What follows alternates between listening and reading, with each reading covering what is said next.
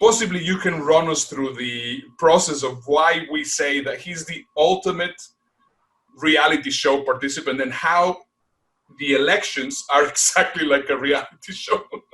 So let's get back into the news of the week. Let's talk about Donald Trump and also Joseph Biden as competitors in a reality TV show. Now, the thing is, Donald Trump is very well known for being the host of The Apprentice and going, "You're fired," to everybody, and became incredibly popular as a kind of Disney villain type character for that. Now, what that means is because of his knowledge of TV, his entire running up to the elections of 2016 and his entire presidency have been played like he's still in a reality TV show.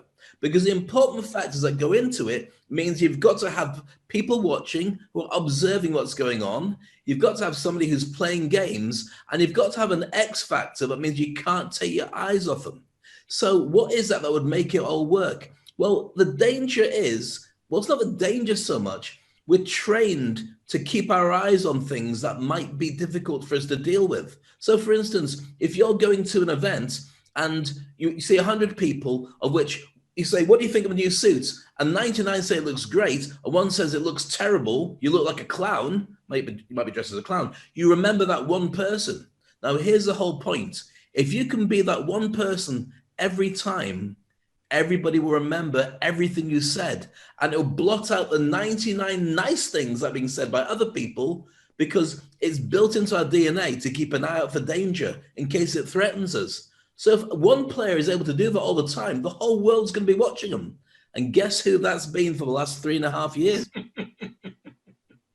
Let's talk about some examples. For me, I think the most memorable example, and the funny thing is, he even took her to the administration at the very beginning. I mean, do you remember on the first Apprentice, Omarosa was the one that really killed it on that show because she was playing the game in the exact same way. I didn't come here to make friends. I said that from day one. Right? Absolutely. She realized it's not a game show. It's not an opportunity to bond with people and make lifelong friends. It is you versus the rest of them. And it really depends on what kind of game you want to play. If you want to be part of some, reunion in 5 years' time where you all sit and eat cakes and say, "You know what, we didn't win, but we made a real lifetime buddy." She didn't want that. She's never wanted that. And you can see that with the way that she's played it. But that's why she's one of the most memorable people from the entire show. And that's why clearly, despite whatever politics he may assume to have in public, he chose for her to be part of his administration because they're like birds of a feather. Very interesting to see. And with the game shows, there's always somebody that stands out because they play a different game to everybody else. Mm-hmm. Let's have a look at some examples. Can you think of any, Ernesto? Well, I mean, one of the guys that I can think of is this guy, Dr. William in Big Brother. I don't remember which season it was, season 6 or season 9 or whatever it was. I didn't really watch the whole Big Brother, but of course, I mean, he was on the news constantly, and he was really making it, he was an a-hole, and he was just basically making it clear for everybody that that's what he was. He made it perfectly clear from the very beginning he hated everybody else in the house. He couldn't see a redeeming feature for anybody in the house. But there's a really interesting mindset behind doing that. If you turn around and you disparage everybody, they're on the back foot. If they act like they care, especially in a reality TV show where you're going to be voted as being popular, they're spending the rest of the time saying catch up. They're playing catch up to be back in the good books, which means that he's already won before you start the game. Yeah. If you turn around and say, "No, you're not good enough for me. You're not good enough for me. I don't care what you do. It's not good enough. Take your money. It's not good enough money for me." That's exactly the game he was playing, and he won. That's why it was so powerful. I remember that other guy, I can't remember what his name was, who was on Survivor, who played some really dirty tricks. Yeah, might have been Neville or something like that. And what he did was, right from the very beginning, he changed the rules of the game. The rules are laid out. You know, you're going to be the survivor at the very end, but what if you reprogram it? Now, the time I saw before this, which always stuck in my head, I've actually used it as a bit of a template, is in Star Trek, because Captain Kirk is the only person that ever managed to beat the Harry Moran game or something, which is part of the test, because he reprogrammed the computers before he went in. So he's the only person that could possibly win. What we're talking about is doing that in real life. This guy was the one that burned the socks and threw away the water from the other competitors, right? And he also was, as he did that, he got the idol, which let him get a free pass so he couldn't be voted off the island after he'd done it. So when we turned around and said, we hate you, we're going to get rid of you, you most unpopular person, he goes, no, get out of jail Trump card. I shouldn't have called it Trump card. Get out of jail card. And I can instantly stay on regardless. Maybe the world now is more of a villain shape than a hero shape. Well, the hero can play the whole game before, but the villain just has to step in there and get what he or she wants. Exactly. The funny thing is, I mean, just so that actually we can put things into perspective, this week, another crazy thing. Trump says that he's going to create an executive order, so if he loses, that Biden will not be able to actually become president. I mean, he's basically doing the same thing as this guy for Survivor.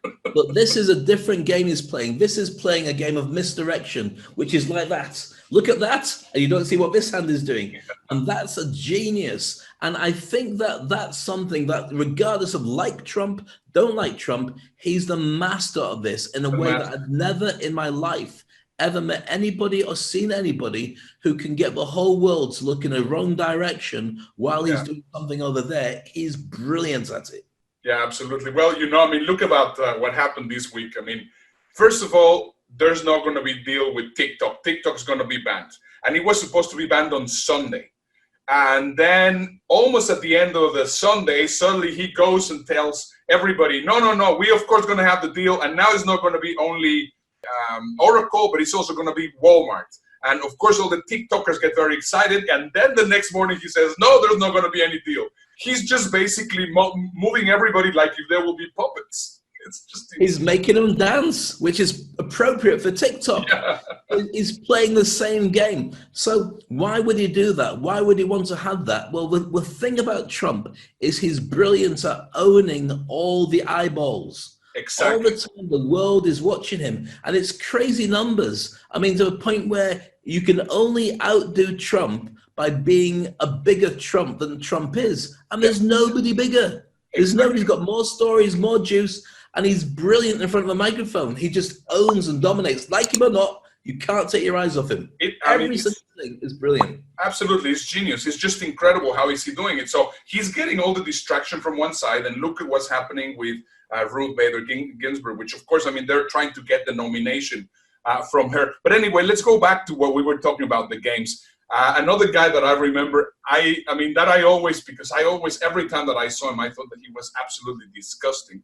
Was this this drag guy, remember? The best came in season 4 of Drag Race, which featured Chad Michaels, a Dead Ringer Cher impersonator. I'm Cher, bitch! Sharon Needles, who was equal parts punk rock and comedy, and Latrice Royale. Get those nuts away from my face! But in a field of talented, funny drag queens, it felt like one in particular, Fifi O'Hara, was dominating all the airtime. How? By bringing the heat to anyone and everyone. Everyone hated her. She was the worst. I hated watching her. It was awful. But at the same time, I couldn't look away. At least I am a showgirl, bitch. Go back to Party City where you belong. If you can out-drag all the drag artists on Drag Race, you must be doing something special. And the thing was, the guy we're talking about was by no means the most talented or the most funny, but definitely the most bitchy, and definitely the biggest in-your-face complainant. And if you think about what the show's about, is it about winning, or is it about being remembered and getting work after it? To be honest with you, it's probably the second one. So that's why he comes out as possibly one of the biggest standout stars, because he played the un-game. He played the unpopular, un-rules-driven one, and he played a different game that he created himself, which is, whatever happens, I'm not joining in. And it's a really powerful way to do it. The whole thing can't move on if somebody stands in the middle of the road and goes, no, not going forward. You got to get me going with you. And that's a game that he's playing. And Trump's brilliant at doing this. Thanks for watching the show. We hope you enjoyed it. Make sure you watch all the videos over here. There's 2 choices for you. Or, of course, I'm Dave Crane coming from Dubai. And this is Ernesto Verdugo coming from Houston. And I think we should send a message. Hold on. What is this? Subscribe.